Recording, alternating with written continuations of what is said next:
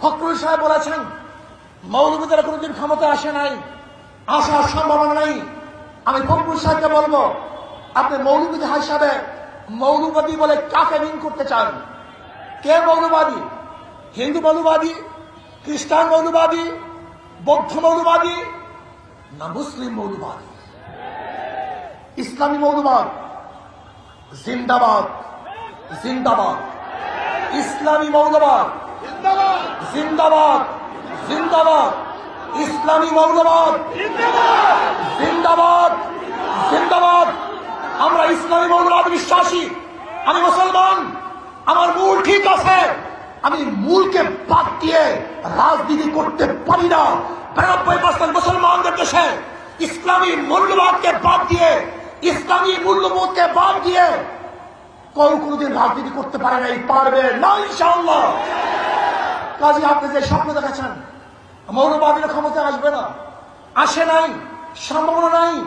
আর আমি উল্টো দেখছি, ইনশাআল্লাহ আগামী বাংলাদেশ ইসলামী মৌলবাদীদের বাংলাদেশ, আগামী বাংলাদেশ কোরআন সুন্নাহর বাংলাদেশ, আগামী বাংলাদেশ এদেশের স্বাধীনতা বিভাগিত মানুষের বাংলাদেশ, আগামী বাংলাদেশ ধর্মীয় ব্যক্তিত্বের বাংলাদেশ, আগামী বাংলাদেশ সাম্য, মানবিক মর্যাদা এবং ন্যায় বিচার প্রতিষ্ঠিত বাংলাদেশ, আগামী বাংলাদেশ হবে বৈষম্য বিরোধী বাংলাদেশ। এখানে ধনী গরিব, শিক্ষিত মূর্খ, মুসলমান হিন্দু খ্রিস্টান, যে জেলে তাঁতি কামার মজদুর, যে সমস্ত ব্যক্তি যেখানে যেইভাবে শ্রম দেয় না কেন, প্রত্যেকের অধিকার বাস্তবায়নের বাংলাদেশ। এখানে পুরুষদের অধিকার বাস্তবায়নের বাংলাদেশ। এখানে থাকবে মহিলাদের অধিকার, এখানে থাকবে ছাত্রদের অধিকার, এখানে থাকবে শ্রমিকদের অধিকার, এখানে থাকবে মেতর কামার ঋষি এবং তাঁতিদের অধিকার।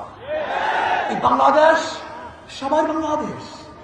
এখানে ভেদাভেদ থাকবে না, এখানে থাকবে না শেখ হাসিনার পুত্রকে সেই পদ্মা ব্রিজ দেখতে গিয়ে 1.5 ঘন্টার রাস্তা জ্যাম করার ইতিহাস বাংলাদেশ আর দেখতে চায় না।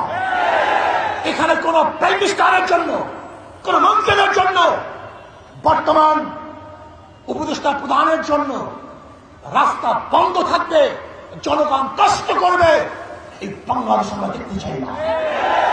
এরকম বাংলাদেশ আমরা চাই না।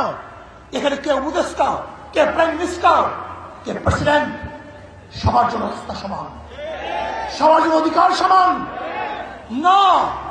আমরা দেখতে চাই না বাংলাদেশ যেখানে একজন মন্ত্রী যাওয়ার সময় গোটা রাস্তা বন্ধ হয়ে যাবে আর গর্ভবতী মহিলারা গাড়ির মধ্যে বাচ্চা প্রসাদ করবে।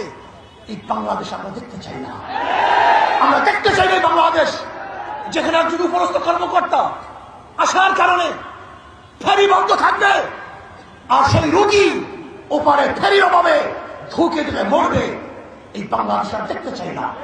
আমরা দেখতে চাই না বাংলাদেশ বড় লোকরা বিদেশে গিয়ে চিকিৎসা নিবে আর আমাদের দেশের গরিবরা ধুকে ধুকে চিকিৎসার অভাবে মারা যাবে। সেই বাংলাদেশ দেখতে চাই না।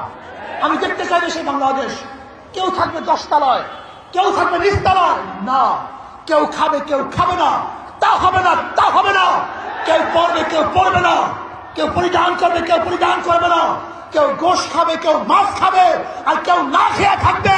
সেই বাংলাদেশ আমরা দেখতে চাই না।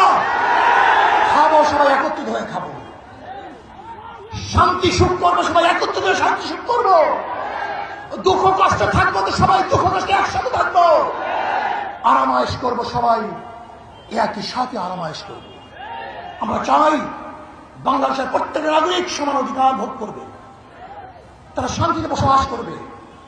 আজকে আমি জামায়াতকে বলবো, আপনাদের জন্য সুবর্ণ সুযোগ চলে আসছে। আগামীকালই নির্বাচন হবে না,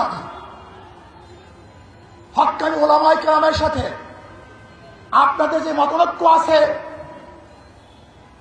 বসে সমাধান করেন। চমৎকার এক সুযোগ, চমৎকার এক সুযোগ। দেখেন, নৈতিক ও আদর্শের মিল না থাকলে সাময়িক মিল থাকে না।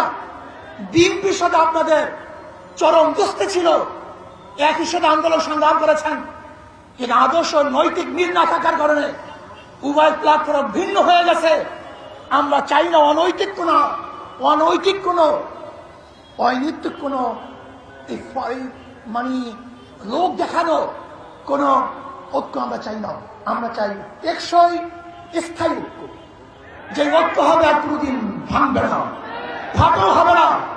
এর জন্য আমি জামাতকে বলবো, যদি আপনি মনে করেন আমাদেরকে কোন রকমের বুঝিয়ে শুনিয়ে বর্তমান নির্বাচনের এই তরি পাড়ি দিবেন, এটা আমাদের দ্বারা সম্ভব না। আপনারা আসুন, বসুন, হক্কানি ওলামায়ে কেরামের সাথে যে মতনৈক্য আছে সেই মতনৈক্যগুলি মিটিয়ে আমরা এমন টেকসই এক ঐক্যবদ্ধ হব যে ঐক্যবদ্ধকে ভাঙতে পারবে না, কেউ চুটতে পারবে না।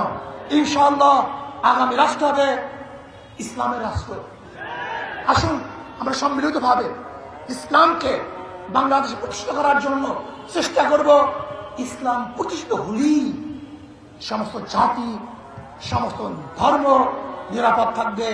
এবং সলিমুল্লাহ, যে সলিমুল্লাহ নবাব সলিমুল্লাহ ইউনিভার্সিটি প্রতিষ্ঠা করেছে, সেই নবাব সলিমুল্লাহর জন্মবার্ষিকী, মৃত্যুবার্ষিকী ইউনিভার্সিটি প্রতিষ্ঠিত হবে না, পালন হবে না, তা আমরা চাই না।